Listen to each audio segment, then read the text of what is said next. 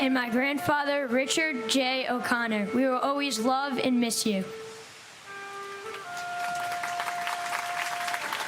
Timothy Paul Gilbert. Paul Stewart Gilbey. Paul John Gill. Mark Y. Gillis. Evan Hunter Gillette. Ronald Lawrence Gilligan. Rodney C. Gillis. Laura Gilley. John F. Ginley. Donna Marie Giordano. Jeffrey John Giordano. John Giordano. Stephen A. Giorgetti. Martin Giovinazzo. That moment of silence we just listened to commemorated the moment that the South Tower fell.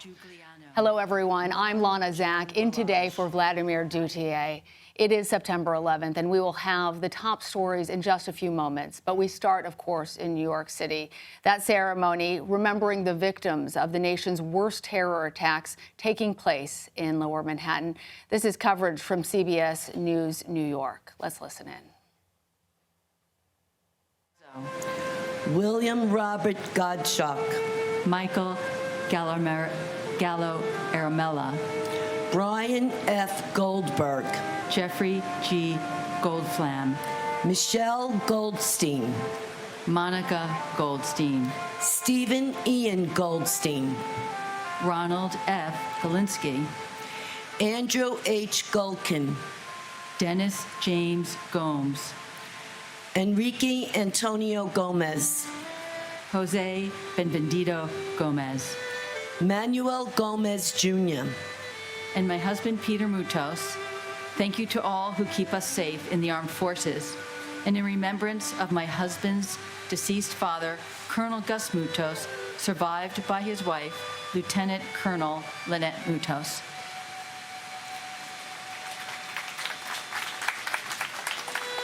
And my brother, firefighter Michael Francis Lynch. Your boys were 6 months and 3 years old when you were murdered. You did a beautiful job, and you should be very proud of them. And you only know what we're going through when it happens to you. Others have empathy. So let's all think about what's happening right now in other countries when barbarians are instilling terror in people. Let's not forget that. This is continuing. This has to stop.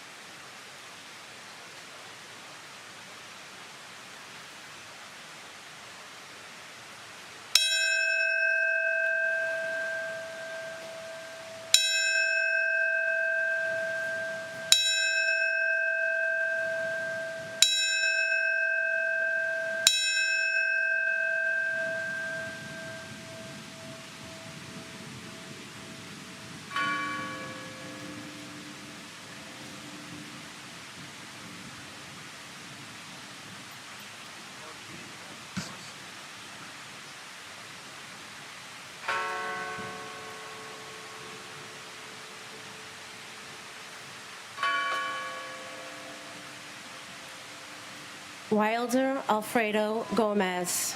Janine Nicole Gonzalez. Mauricio Gonzalez. Rosa J. Gonzalez. Lynn Catherine Goodchild. That moment of silence you just heard at 10:03, marking the time that United Airlines Flight 93 crashed into an empty field in Shanksville, Pennsylvania. Those brave passengers, you'll recall, decided to take on the terrorists themselves, saving untold lives. We want to bring in now CBS New York reporter Christina Fan. Christina, this is an emotional day for so many of us, and I am really struck listening to the number of voices of people who are missing their loved ones right now, as well as some young voices that weren't even born at the time. What more can you tell us about today's ceremony? Well, Lana, I think you explained the sentiments a lot of people are feeling exactly. It really doesn't get more emotional than hearing the reading of the names. And for those of us who have been hearing it year after year, it always gets you a little bit teary when you hear stories of loved ones expressing the last conversation they had with these victims, talking about important milestones, weddings, birthdays, graduations that they will no longer be able to celebrate, and also talking about memories that they were robbed of, memories that they never got to make with their kids and their grandchildren. And as years continue to pass, I think we're beginning to see more and more voices of young people, young adults, sometimes children, reading these names. And you really see a generational shift as the older generation passes on this tremendously heavy and grave burden and responsibility of remembering all these people who passed away due to 9/11 to a younger generation so that they keep their memory alive. And to go back to the ceremony, just wanted to talk some more about the highlights. So in addition to the reading of the names, of course, there are 6 moments of silence in total, marking when the plane struck and also when the 2 towers fell. The ceremony started at 8:30 this morning, as it does every year on 9/11. It is expected to run just past noon, ending before 1 p.m. And right now it is closed off. It's only open to families. But after the ceremony is over, it will be open back up to the public. And that's when we see hundreds of people, visitors, some of them tourists, other Americans, go to that plaza, pay their respects, and read the names. And you see the roses next to them at the plaza. And it's just so emotional, Lana. Yeah, and Christina, the phrase that is always associated with 9/11 is never forget. It does sometimes feel like the world is moving beyond and is forgetting. This is a day to honor those heroes of 9/11, and some of those heroes are still suffering. So I'm wondering if you can tell us anything more about the FDNY's efforts to try and get the support that they need in that case. Of course. Well, 9/11 is always a difficult day for the FDNY. They lost hundreds of members, and this year really marks a very somber milestone for them. 9/11 related illnesses have now killed more members of the FDNY than the attack itself. And to break it down into numbers for you, 343 members of the FDNY died on 9/11, and in the year since, 370 have died of World Trade Center related illnesses. And there has been this ongoing struggle for federal funding. They've gone to Capitol Hill several times to plea for Congress to pass the Health Funding Correction Act. It is supposed to secure coverage of medical costs for all first responders before 9/11 becomes a more distant memory, and maybe perhaps they don't have the support that they currently have now. And they tell us that without this bill, program cuts could occur as early as 2028. So that's just 4 years away. All right, good to keep the attention on it. Christina, thank you. We're, of course, going to continue to monitor the ceremony. We want to also look at some of our other top stories, including this. Hurricane Francine is going to make landfall in Louisiana in just a few hours. The state's been preparing for the storm all week. People living in parishes from St. Mary to Lafayette have been stacking sandbags, boarding up windows. And CBS News national correspondent Dave Malkoff joins us now from Houma, Louisiana. The storm surge is a major concern there. Dave, I'm wondering if you can tell us what things are like right there, right now. Lana, you can see what's happening right here on this solemn morning. We have the rain coming down. People here in Houma not only remember where they were in 2001 for 9/11, but they also remember where they were just 2 years ago in 2021, because that was the year that Ida came through. It was a Category 4 storm right here in this town, and it took out the power plant that you see behind me. You can see that the restaurants are closed right now. It took out a lot of homes that are still damaged.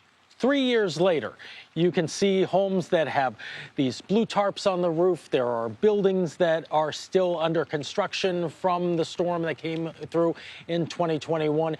They also are waiting on insurance still. And a lot of people are very worried. You can see the worry in their eyes, Lana, when you talk to them, because they know that they've gone through a Category 4 storm, and now we have a Category 1 that will possibly be upgraded to a Category 2. That could be 90 mile an hour winds, and that's not even the gusts. That could be over 100 miles an hour. All right, Dave Malkoff in Homa. Thanks, Dave. I want to bring in now CBS News Philadelphia meteorologist Grant Gilmore with a look at the storm track. Grant, what can you see?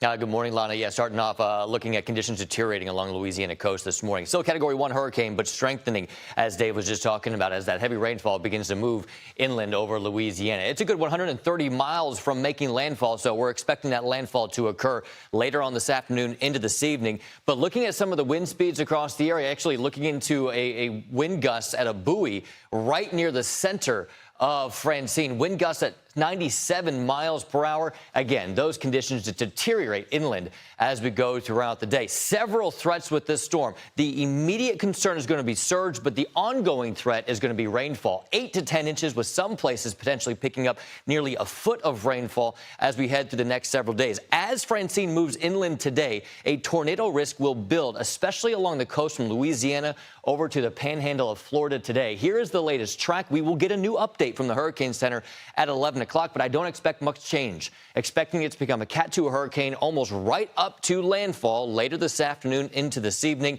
The storm will then rapidly weaken, but still drop a lot of that flooding rain across the Mississippi Valley over the next several days. Back to you for now. All right, thanks, Grant.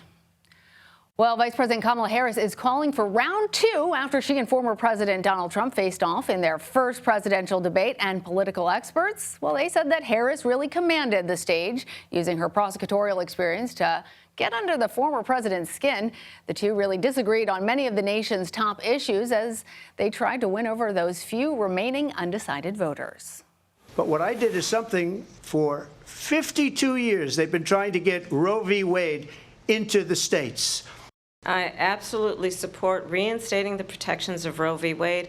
We have millions of people pouring into our country from prisons and jails, from mental institutions and insane asylums. Well, I think this is so rich, coming from someone who has been prosecuted for national security crimes, economic crimes, election interference, has been found liable for sexual assault. Joining me now with the latest is CBS News White House correspondent Weijia Jiang. Weijia, this debate everyone's talking about today, I'm wondering what your biggest takeaways were and if you think that Trump's going to agree to round 2. Well, throughout the entire debate, Lana, Harris's aides were texting and talking about how elated they were. In fact, there was a staff room inside the National Constitution Center, and after the first break during that, I'm told that all of the staff was cheering and whooping because they really felt like she was bringing it and accomplished everything she set out to do, which was to make sure Americans knew where she stood on the issues.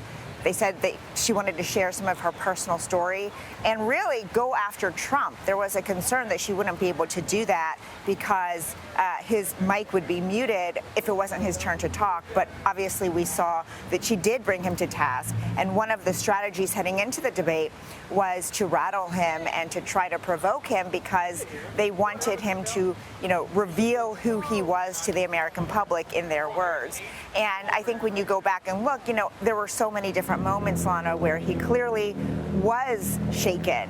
And I think it happened, frankly, from the very first moment before a single question was even asked on stage, because Trump was going to his side of the podium and he wasn't looking in her direction. But the vice president made a point to walk over to him and extend her hand and say, "I'm Kamala Harris."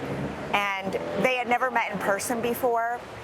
I think the element of surprise can catch anyone off guard, and he was clearly not expecting that. But aides told me that she had planned that all along, that she was going to shake his hand. She also wanted to say her name out loud to him because, of course, he refuses to say it correctly. But I will say that, she didn't reveal a lot of different policy issues, even though one of her challenges was to differentiate herself from the current administration, which, by the way, is the Biden-Harris administration. And so for those voters that you're talking about, Lana, who are still undecided, who want something different, who want change, it's way too early to talk about whether this debate moved that needle at all. As for your second question, almost immediately, the vice president said she was ready for a second debate. And she asked, is Donald Trump? Well, this morning he said he's still thinking about it. And of course, last night he was in the spin room. He talked about how unfair the debate was. He thought that the moderators only fact-checked him and not her. And so we'll see what his team says. I did talk to one of his most senior advisors last night who said that they had previously agreed to other debates that she didn't show up for. Of course, when they agreed to it, Biden was the nominee. So, you know, Lana, I think it's an outstanding question. But when you talk to Harris advisors, they tell me there's no way he's going to debate again because they feel like she was such a winner compared to him. Well, there were so many moments that stand out from that debate, not the least of which was that strange oddity, that falsehood about immigrants eating cats. But we do really appreciate having you on to give us the top line. Thank you. Well, right now, Secretary of State Antony Blinken is in Kyiv as Ukraine pushes for more weapons in its fight against Russia. We're going to take you there live for the latest next. You're streaming CBS News 24/7.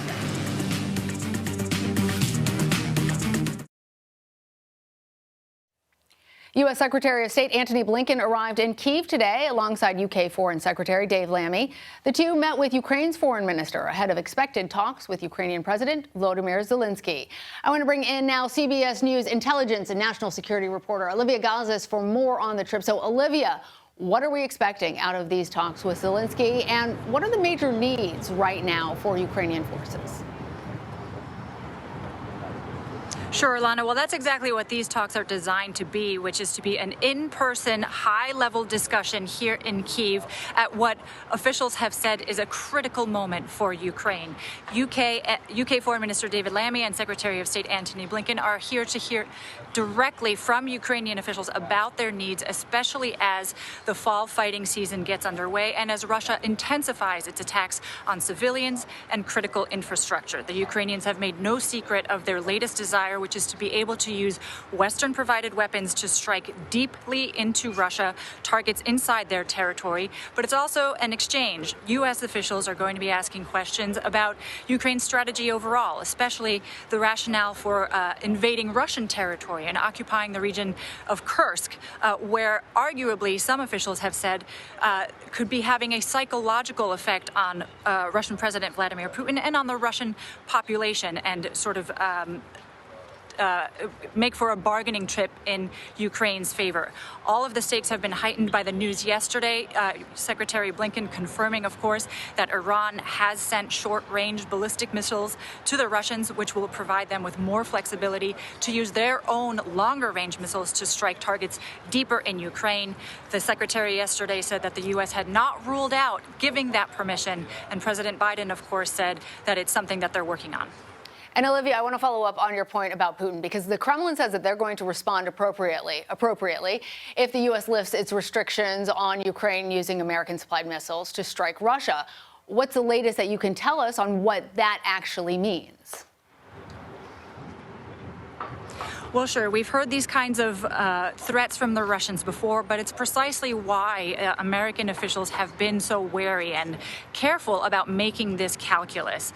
President Biden has said from the get-go that he wants to keep this conflict contained. He does not want to start World War III. He does not want to get the U.S. involved directly in this conflict. And that wariness of escalation by Russia is what has arguably slowed down some of the deliveries that the Ukrainians have appealed so intensely for. But again, this revelation that Iran is now materially contributing to the fight. We know China has been boosting Russia's war machine by providing dual-use materials, keeping them in the business of manufacturing more and more weapons. American and Western officials recognize that this is, again, a critical moment for Ukraine, and they may have to push beyond the boundaries that they were previously uncomfortable with. All right, Olivia, thank you. Well, President Biden and Vice President Harris are making stops at all three sites of the September 11th attacks today. Former President Donald Trump was also in attendance at the ceremony in Manhattan before heading to Shanksville, Pennsylvania, to visit the site of the Flight 93 memorial. CBS News Chief White House correspondent Nancy Cordes joins me now. Nancy, how does each candidate navigate the politics surrounding this solemn day while still being respectful at the same time?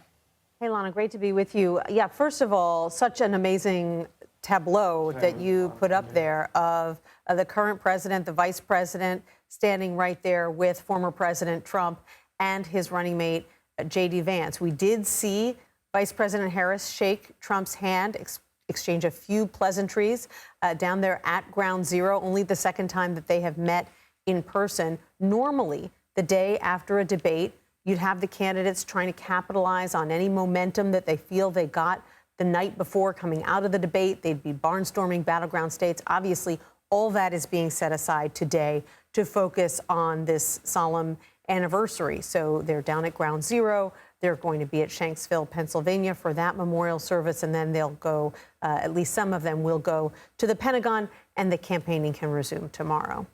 And Nancy, 9/11 really shows us how important foreign policy is, presidential leadership is in times like these.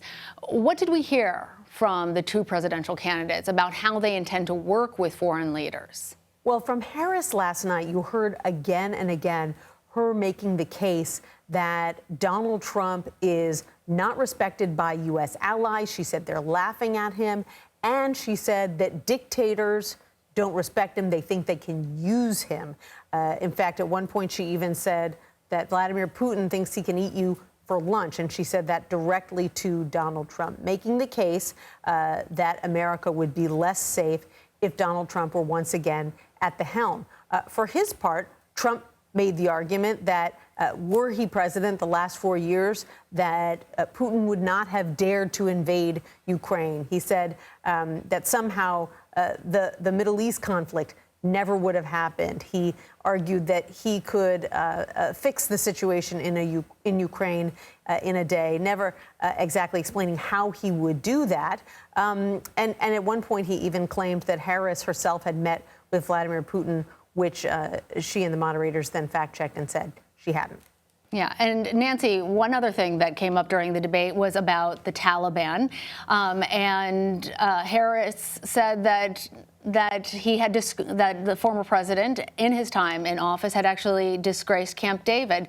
Right. Talk to our viewers a little bit about Trump's relationship with the Taliban and how all that plays into this conversation about 9/11. Right. This is a huge bone of contention because one of the biggest black marks on the Biden administration was the chaotic withdrawal from Afghanistan just about 6 months after President Biden took office, that culminated in the deaths of those 13 Marines at the Kabul airport killed by a suicide bomber. The case that Harris made last night was that it was Donald Trump who tied their hands, who forced them to pull out of Afghanistan so abruptly because he cut, in her words, a bad deal with the Taliban, going around the provisional Afghani government and negotiating directly with terrorists. And if that wasn't bad enough, she said he did it at Camp David, a hallowed ground that is normally reserved for meetings with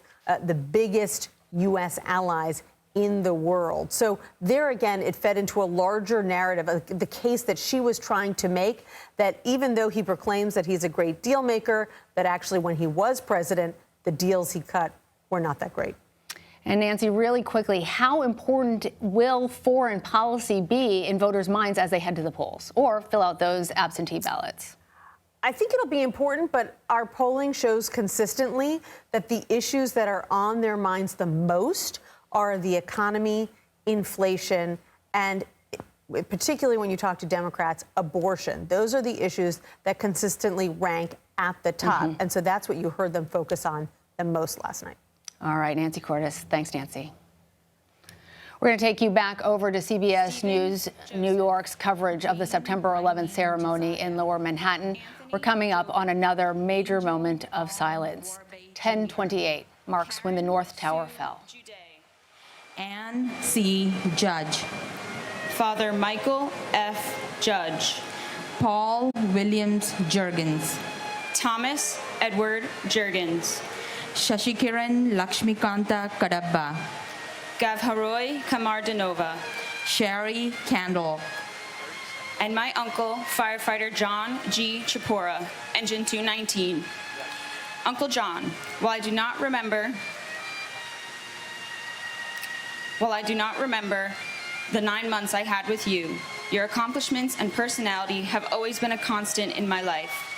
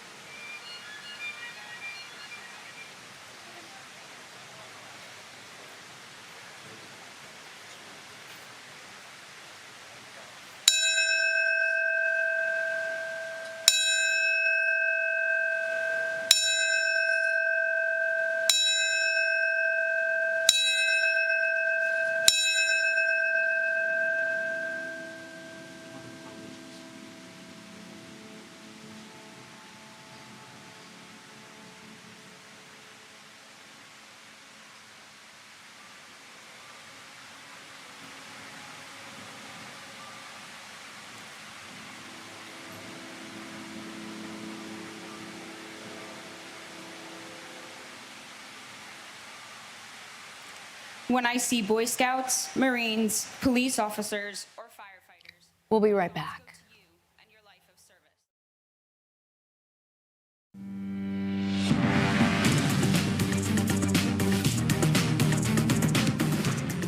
Hey there, everyone. Vlad's on assignment. I'm Lana Zach. Here's a look at some of the other top stories we're following for you. The impact from Southern California's wildfires is spreading beyond the location of the flames. The skies were painted a fiery orange in San Bernardino County as smoke and ash spread amid the intensifying blazes.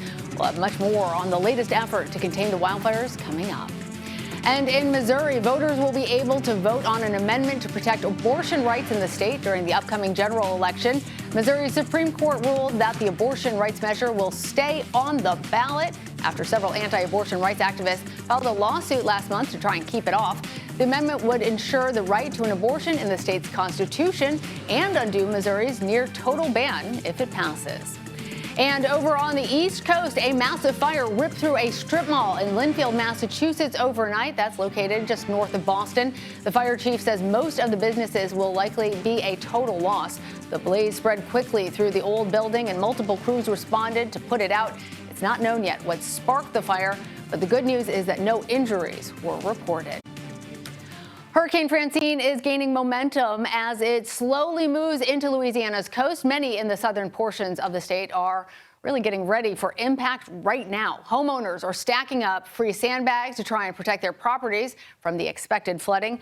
Homeland Security and Emergency Preparedness say those who plan to stay home need to stock up on food and water as well. Now, there are some people who aren't taking any chances. They're filling up on gas and groceries just in case. CBS News Texas reporter Jason Allen, he's there in New Orleans.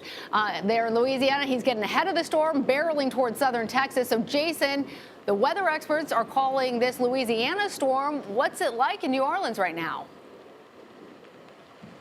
Well, we've got this steady rain that is falling in New Orleans now, Lana, and the winds, they're consistent, but they're light. We don't have the heavy stuff yet, although we have seen from radar returns that some of the heavier rain and wind bands are now just barely starting to hit the shoreline down along the Gulf of Mexico. Of course, rain and flooding and storm surge, those are probably the bigger concerns with Francine as opposed to the wind speeds in this one. You see the Lake Pontchartrain back here behind me, the water kind of coming up, splashing up, maybe just to the sidewalk where we're on. The storm surge on the lake expected to come up at 3 to 5 feet, although it would be lower on this side with the wind pushing the water all the way out there to the north side. We have seen the flooding get here before in previous storms with Ida and Laura and Isaac about 12 years ago. And remember, to inundate any of the neighborhoods, it would have to get over all of this and then past the levees that protect some of the areas over here. But as far as preparations, you talked about sandbags and people getting ready, deciding whether to leave. There have been some evacuations that are in the areas outside the protective levees. A lot of the people, Lana, that are here in the neighborhoods immediately in New Orleans, it looks like they're deciding to ride this storm out. All right, we know the governor has declared a state of emergency. We hope everyone who does decide to stay there is safe. Jason, thanks. Well, wildfires in Southern California are burning out of control. At least 4,000 people have been ordered to evacuate. Popular ski town Big Bear and other nearby communities. I want to dip into some coverage from CBS News Los Angeles. Canyon, the line fire in the San Bernardino Mountains is now threatening Big Bear Lake, and the largest is the bridge fire, which is tearing through the San Gabriel Mountains. Yeah, we want to get right back out to KCAL News reporter Rick Montanez, who's live from Wrightwood this morning, and you're getting a different look now that the sun's up, Rick. Yeah, and this fire actually was the smaller one yesterday, now the largest of the three, and we could see why, because the flames are burning through a lot of this dry brush here in Wrightwood. And right now you don't see much of the flames, but we are seeing a lot of heavy smoke. The entire community here is just enveloped in smoke, and it's pretty incredible to see and smell it here. We have fire crews that are in this neighborhood off Highway 2 and Rivera Drive that are working structure protection, trying to save these homes to keep them from catching fire, because it may not be the wall of fire that would be moving through here to burn these homes, but embers cast off from the burning trees and brush that could start fires at these structures, at these homes, these businesses here in Wrightwood.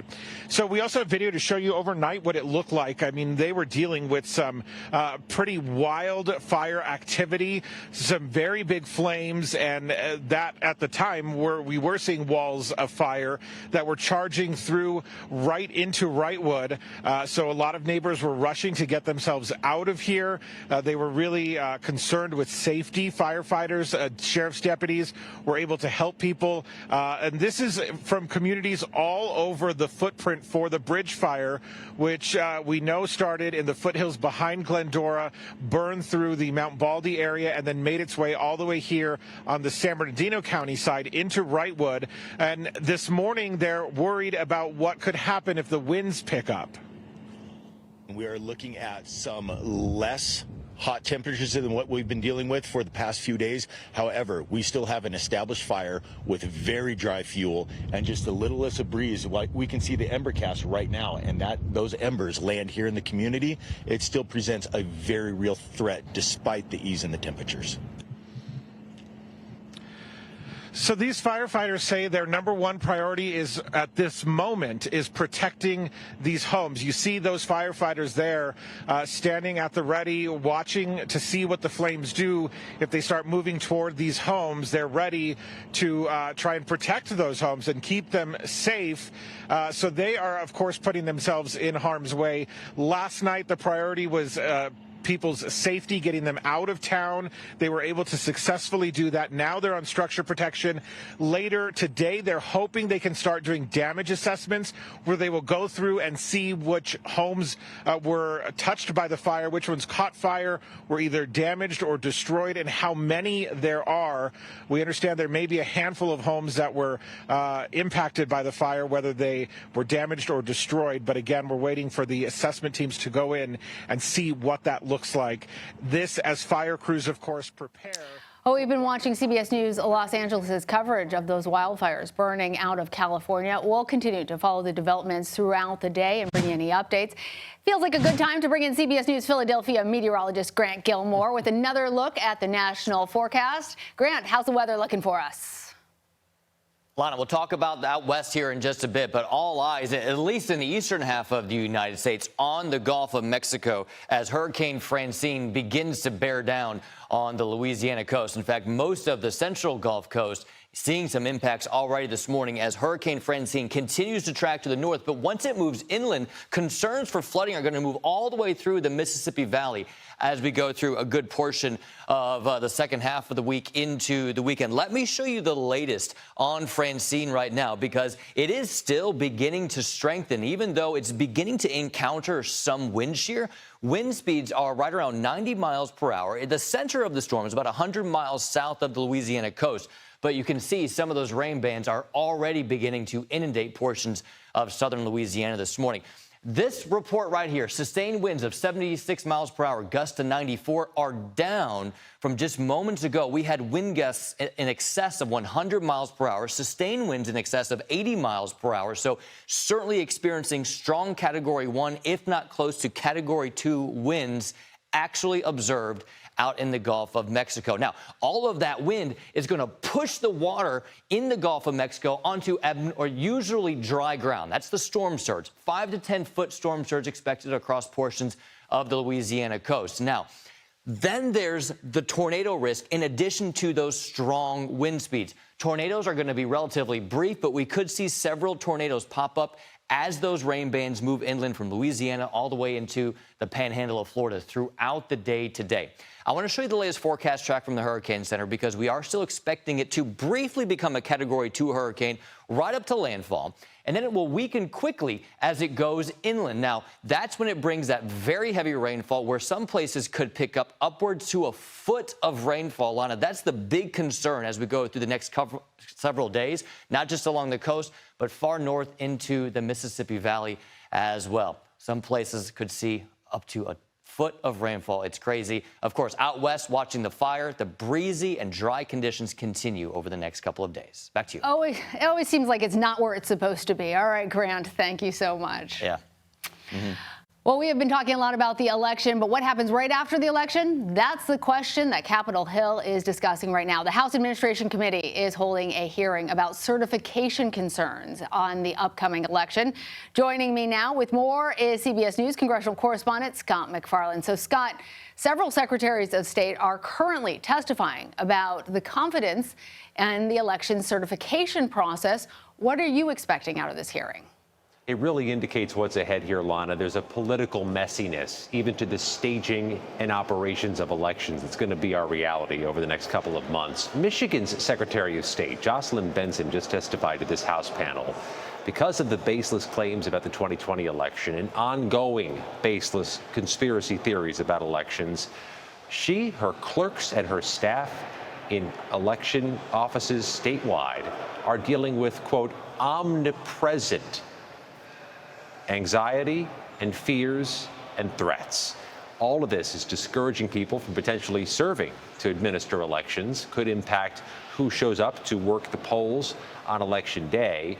And all of this really underscores, Lana, the reality we're dealing with. It's a politically toxic moment, and both parties are spending some of their time arguing with the other over the other's claims about elections. One other issue that's come up here today: voter ID. Republicans have made a priority that all states adopt some form of requirement for voter ID, saying it will help secure elections against fraud. Widespread election fraud is simply fiction. It's not a reality, at least not in the last few election cycles, nor is it a true fear in 2024, according to Democrats. But you can see where this is headed. It's on a trajectory towards a politically divisive issue, whereas elections are supposed to be just the opposite, and a political thing. Scott, I only have a little bit of time with you, but I have to ask about the House potentially voting today on the Republican short-term bill to try and fund the government and avoid a shutdown. That deadline looming at the end of the month. Any chance it passes? There could be a vote mid-afternoon, but this is like when your high school student brings home the math homework and asks you for help, and you go, I had no idea how to do this thing. I mean, the math here does not add up for the Speaker of the House. He can only lose a few Republican votes and get this thing passed. There are already Republican defectors. Democrats seem inclined not to like it. They don't like that it goes 6 months, too long for a temporary spending bill. They don't like this voter registration thing Republicans are trying to include to prohibit undocumented migrants from voting. It's already illegal. So this is going to burn up more time between now and September 30th.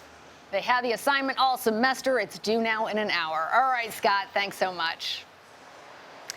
Well, opening statements are set to begin just in a few moments in the trial of those 3 former Memphis police officers charged in the beating death of Tyre Nichols. We're going to take you there live next. You're streaming CBS News 24/7.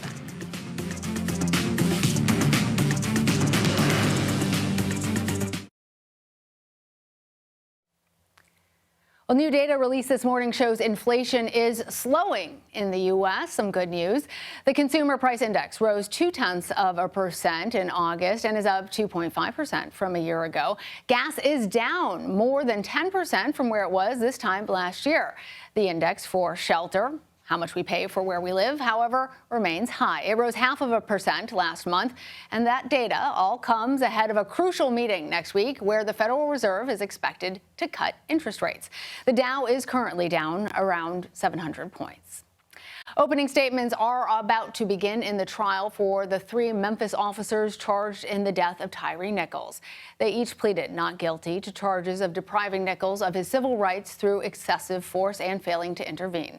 Nichols died 3 days after police beat him following a traffic stop in 2023. And CBS News correspondent Elise Preston is in Memphis following the very latest for us. So Elise, walk us through what's happened so far this morning and what the jury can expect today.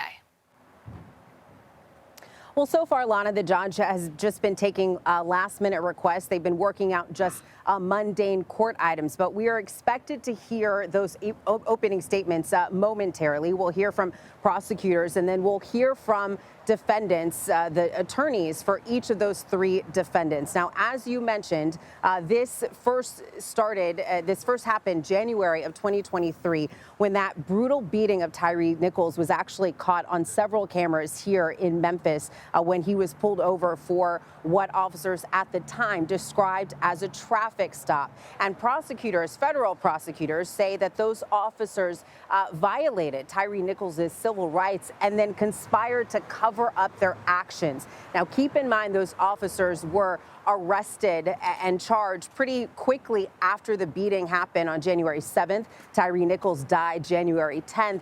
And within a couple weeks, the officers were charged in state court. This is the federal trial today. This is the first trial that those officers are taking part in.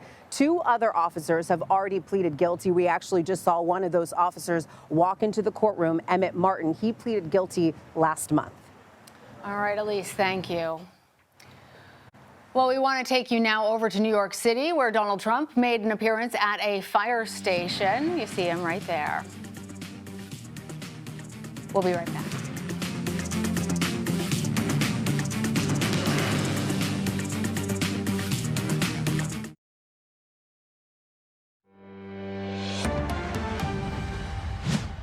We have breaking news on Hurricane Francine. The 11 a.m. update is out. Let's bring in CBS News Philadelphia reporter, meteorologist Grant Gilmore. Grant, what can you tell us?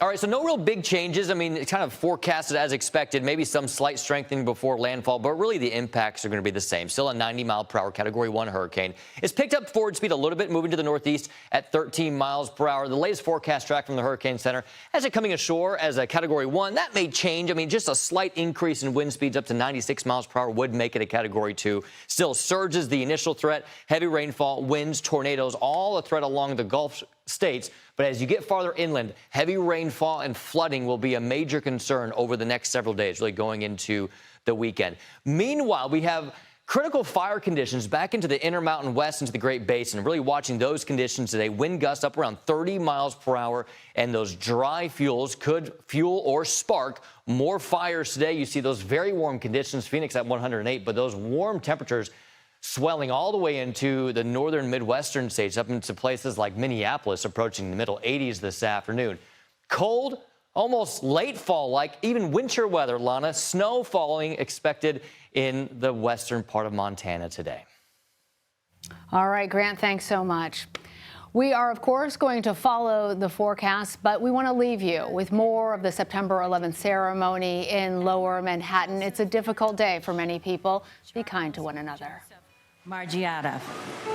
Louis Neil Mariani. Kenneth Joseph Marino. Lester V. Marino. Vita Marino. Kevin D. Marlowe. Jose Juan Marrero. John Daniel Marshall.